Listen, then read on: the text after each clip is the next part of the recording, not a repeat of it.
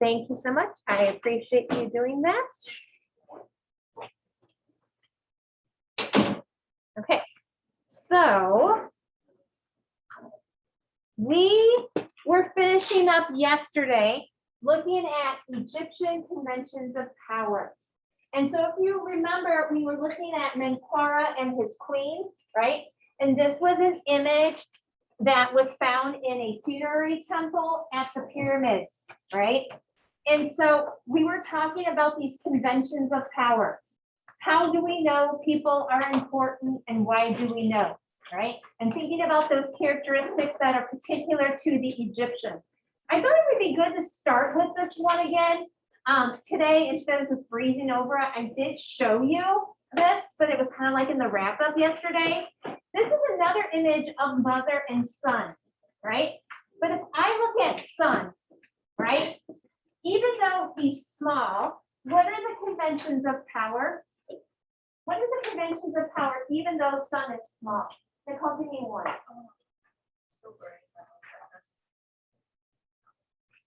Right? He's wearing the Nile's headdress, right? Yes. He's still very like stiff and angular. He's stiff and angular. So not only is he just a miniature adult, right? He's a miniature adult. He's not a baby, like Nicole said. And we talked about a really important part that you have to remember about these early cultures. We saw this too in the Near East when we looked at Assyrian art, right? The rulers are cool, calm, collected, and they're very formal. They're stiff, right? And so real people are allowed to be more active and human, but rulers are idealized. They're perfect. They're calm faces. Their bodies are muscular, and they're in those 90-degree angles, right? So because this is sculptural, right, it is not like a relief, and we'll see some examples of those again right at the end of the kind of the wrap up too, right? So very, very stiff and idealized, right? I wanted to show some other examples of ruler images because you'll engage in a lot of different things when you go to different museums. These are some of the examples of some of the painted limestone. So a lot of these early pieces are made out of really, or not just early, but these pieces are made out of really hard, heavy stone. But sometimes things are made out of other materials based on location. So they might be made out of plaster or stone and painted. And here you can see a prince and his wife. Anything that you notice interesting about their skin tones? She's really pale and he's really tan. Any idea why that would be the case? Even though he's a prince, his world is kind of like on the outside, right? He gets to go survey the fields. He goes out to the Nile. He's outside all the time. He's like tan, right? He's not necessarily a different race. And her life is inside the household, right? She's a mother. She's the queen. She's like raised, doing things within the palace. So often women are depicted with light skin and men are depicted with darker skin to show where their like worlds are, where their power is, right? So often they were painted. Now that leads us to our image in the set. So we have MENKAURA and his queen, but then we also have the seated scribe, which is number 15. Now, many of you probably already watched the video, correct? It's a short video. Do we need to watch the video? We're all good? Anyone need to watch the video? It's a very short video. We could if we needed to. We're okay? Okay. So what we want to look at is these 4 questions, right? We want to look at these 4 questions, keeping in mind that not everything we've been talking about is covered in here, but the big ideas for the seated scribe are, right? So who is represented? We know from his name, right, that he is a scribe. Who is he a scribe for? Yes. The king. He was the king's scribe, right? He was the king's scribe. And would you say he is naturalistic or idealistic? Does he look like a real person or does he look like a perfect person? What do you think, Julie? He looks very natural. So this is a form of naturalism. So this is an image of a scribe who worked for the king, and he's very, very naturalistic. He's very, very realistic. How is he realistic? What's the content? What's the visual clues that tell us he's a real person? Yeah. Right? His torso. He has pudge. He has some body weight, right? He's not like ripped with abs, right? He's got a droopy chest. He even has a fold of extra skin. What else tells us that he's a real person? How old is he? What's your guess? Please don't say 46. How old do you think he is? Is he in his 20s, 30s, 40s, 50s, 60s? What do you think? Someone said something. He's not young because his hair is going gray. He's got jowls, so like he's getting that saggy skin around his jowls, right? And he's got that softer body. Now, a soft body doesn't mean that he's fat and lazy, right? It means he's well fed, right? He's got a good job, right? He's taken care of, and he has a certain level of esteem to him, right? So why is he realistic and not idealistic? Why? Why is he allowed to be real? Yeah, please. He's not like a king or anything. Right? He just works for the king, right? He just works for the king. So where was it most likely found? Where was it most likely found? Where did they place sculptures like this? Yeah.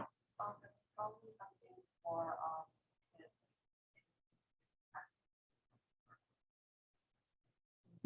It is a part of the tomb complex. And so this was for the tomb of the king. This was not the tomb of the scribe, right? The scribe would not have this nice of tomb or have, I mean, he probably had a decent tomb, right? But this was for the tomb for the king, and it was placed in the funerary tomb for the king. Now, it's a part of Dozier's palace complex and the step pyramid, which we'll see in SAQQARA, but we don't really have like specific evidence to say he worked for Dozier, but just knowing that he was a scribe for the king, it was placed in his tomb, that's important to know, right? And the reason is, right, doesn't the king need a scribe in all eternity, right? We're going to focus today and tomorrow on all of the practices that the ancient Egyptians put in place related to the death and their afterlife, okay? And so you basically needed everything from your earthly life, you needed to take it into that next life. So you'd have your pets, you'd have your wife, you'd have your officials and your helpers and your scribes, right? You take riches and chariots and clothing and beds and furniture, like you took it all with you because you continued to live on and on forever. And so you might as well be comfortable and have your stuff with you, okay? And so this was placed in the king's tomb. And because he was a commoner and not a king, he was allowed to be more realistic, right? So he's not the only example of an official. As we're kind of going through this, and I see you guys still jotting down notes, this is made out of limestone. Limestone is like a more carvable material. A lot of lesser people are also carved materials that aren't as permanent. So like someone like a king might be on something like diorite, which is really hard to carve and very, very strong and hard to break. But then sometimes the lesser people were made out of softer materials because they would be easier to carve. And if they happen to get broken, oh, not such a big deal, okay? So we have other examples. Oh, here he is from the side. You get a chance to see his jowls and his sagginess a little bit. He would have been holding a pen once upon a time. It was probably actual pen or something to look like a pen, but not carved in limestone because that would break, right? But this is another official. This is KHAFRE, and he was made out of wood. And so this would be an official for another king, another ruler as well. And remember that wood lasted in this area because of how arid it is. You know, nothing like this, something like this probably existed in the Near East, but because of all the humidity, it eroded away. So lesser officials, cheaper materials, allowed to be more realistic, right? So thinking about age and how they're allowed to denote rank based on their position and their status, right? So this is what I was getting at when we looked at the first images of mother and son, right? And Ian said how angular, right? How angular things are. This is another image that was made for a tomb. And just keeping in mind conventions of power, right? Thinking about the Palette of Namar, thinking about this image. Now I can't remember his name, but he's in a hippo hunt. It's really kind of cute with all these little hippos in the Nile there. What are the conventions of power? Chat with each other. I'm going to just do the attendance really fast, chat with each other, and then we'll move on.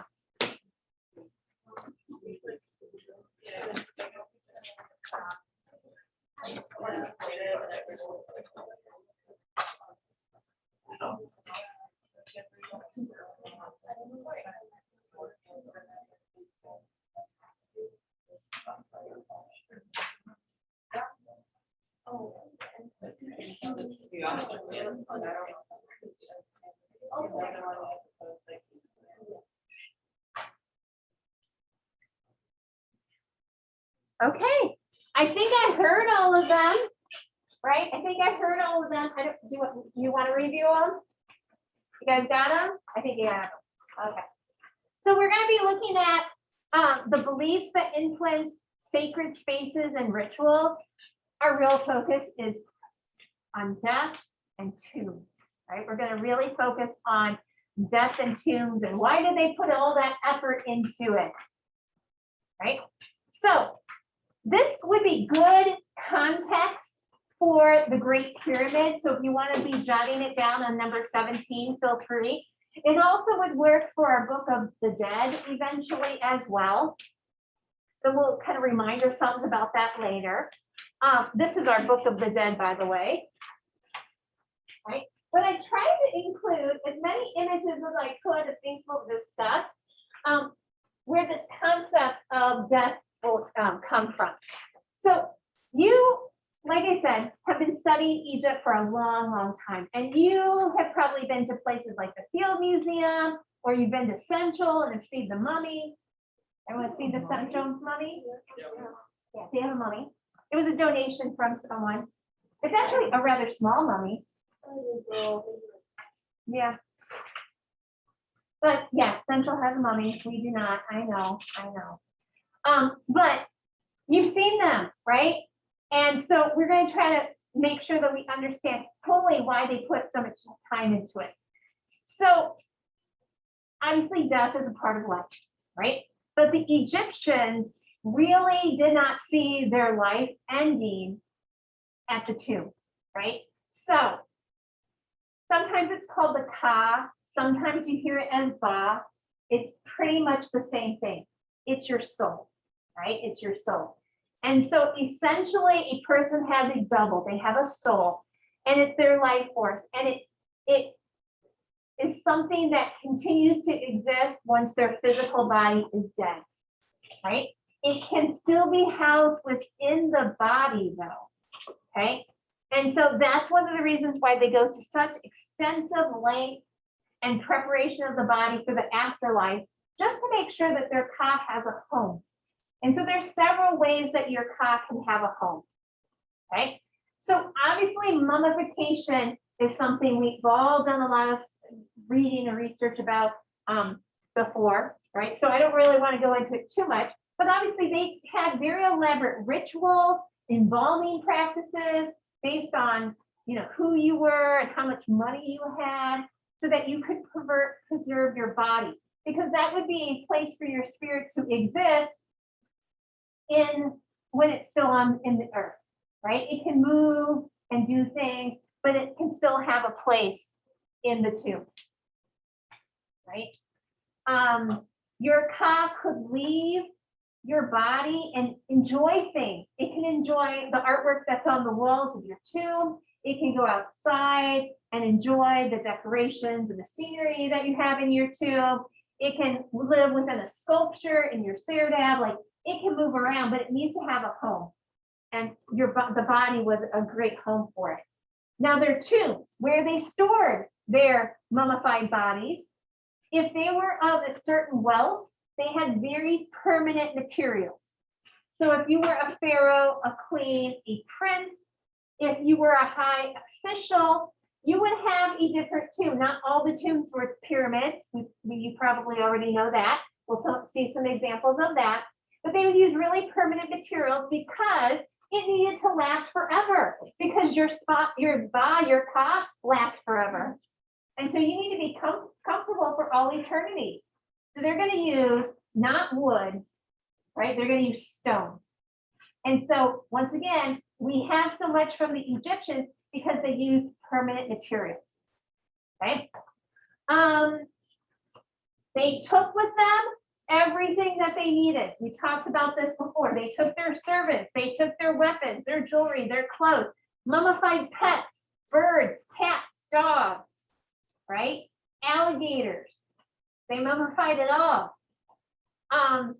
Anything that they would need in their afterlife, they decorated the walls of their tombs with images of themselves.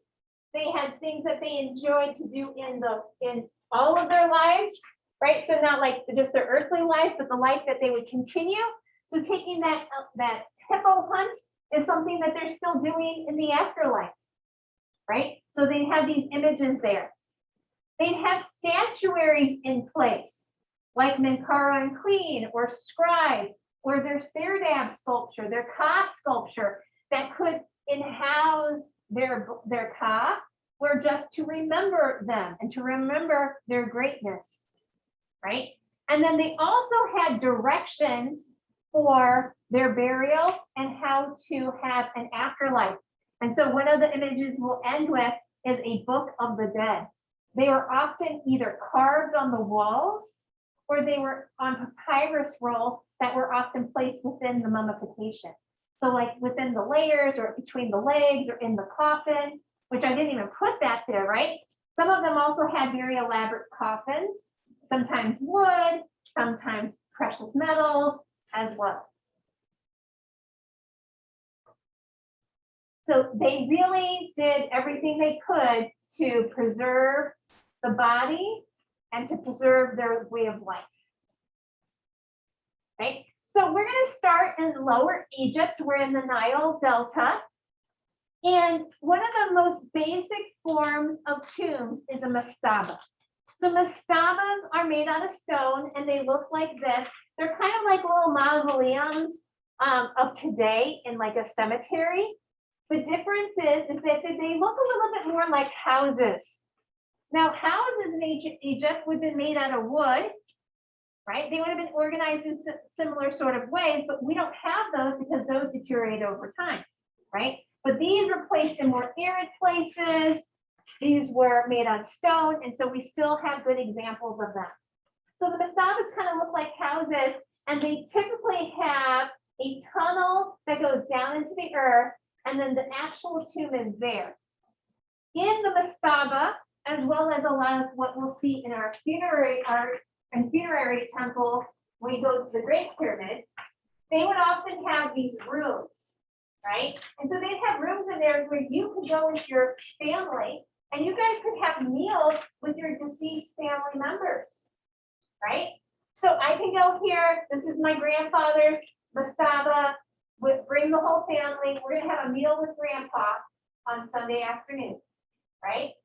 And so how is he enjoying it? What he often will do is I'm gonna go back to this image here, is there's this little room called a serdab, and there's a little slit in the window. And so I can see my granddad's image, right? So he's got this seated image right there, and I can see him, like we're in the room eating, and I can see him through, and he gets to enjoy it because that Ka sculpture in there has his Ka in it at the moment. It's not like in his mummified body right now. It's transferred there so that he can enjoy the meal with us, right? And so that was part of their practice of these masabas. And so not everyone obviously had a masaba. You would have to be of certain wealth and status to be able to have a masaba. These were not just rulers, right? This would be high officials and so on. Okay. Probably the first known pyramid, as well as our very first name of an architect, is Imhotep. He was the architect for King Dozier's step pyramid. And he's not in the 250, but still warrants making sure we recognize a person of greatness, that we actually remember his name, right? He's not a ruler, he's the architect, but we have tons of inscriptions dedicated to him. And I actually even think that there were images of him here, just like the scribe, right? Because of course the king needs his architect in his burial, right?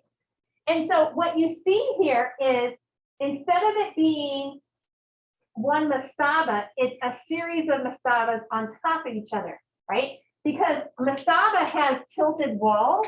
And what does a tilted wall represent to the ancient Egyptians? What does a pyramid? Why is it a pyramid and not rectangular? Does anyone know? Like point upwards. It does, because it points to the sky and the sun rays are straight. And so the shape is supposed to be reminiscent of sun rays. Okay. So what are the parts of a funerary complex? Like, what do you need to know, right? We have at these complexes, and we'll see it at the pyramids as well. You'll have the pyramid, and then you'll have a large courtyard. And so that will be there for big gatherings. People will come and honor you when you're gone, right? You're going to have an entrance. You're going to have special festival halls and festival courtyards for the different religious holidays. You're going to have a palace. You need a palace if you're a king, right? You're going to have a palace. You're going to have your Ceram, which is that little hole that holds your Ka sculpture.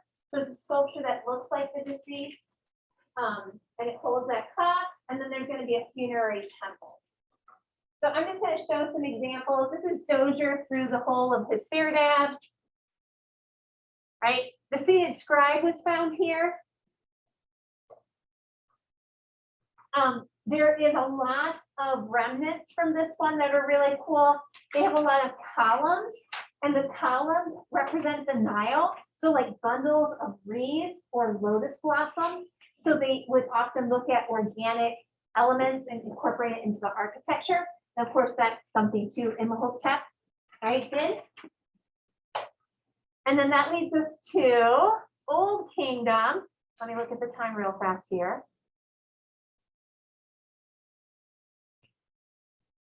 Okay. So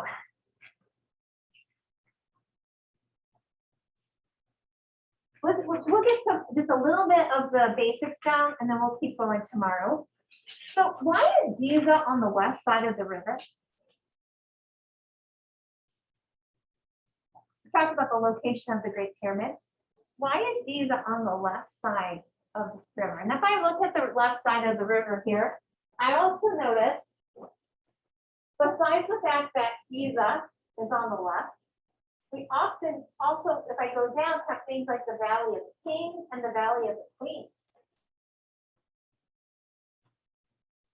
Yeah. This is the one that's supposed to be like the land of the dead. It is the land of the dead. So the Nile basically kind of like divides, right, through vertical. But think about the sun. It sets on the west, right? So the west has very traditionally been the place of the setting sun, and it represents death. And so on the west side of the Nile in Giza, we have our three great pyramids, right? And of course, there are numerous pyramids in Egypt, and not just all in Giza. A lot of them are much smaller. And there actually are even some small pyramids here as well. but the three large ones are MENKAURAs, KHAFRE, and KHUFU. Right? And then why are they pyramids? So we talked a little bit about this just a few moments ago. Why are they shaped this way? They represent the sun. They also represent, sorry, Ben, the Ben stone, right? The Ben stone. And the Ben stone is tied to the creation story of Egypt. Basically, what happened is a god ejaculated and created a mound, and it created the earth. Okay? You don't need to just say what I said in your notes, but if you want to say it's the place of creation, that's good enough, right? And there used to be a Ben stone kind of symbol on the tops of the pyramid. So at the very top of this, there would have been some sort of decoration that denoted that that was the Ben. There are Ben and other things like obelisks, you know, obelisks, right? They have Ben at the top too, right? And so they are a place of regeneration for the deceased ruler, right? They reference the ray of the sun in the sky, right? And so text talks about the sun rays as a ramp for the pharaohs to mount the sky. So they are ways of transporting that soul, that ka, up to the sky and back down again. So often, you know, your ka would travel throughout the day, right? And maybe housed at the night in the earth. I'm going to stop there so Central can pack up and go. And then we'll start with the pyramids tomorrow.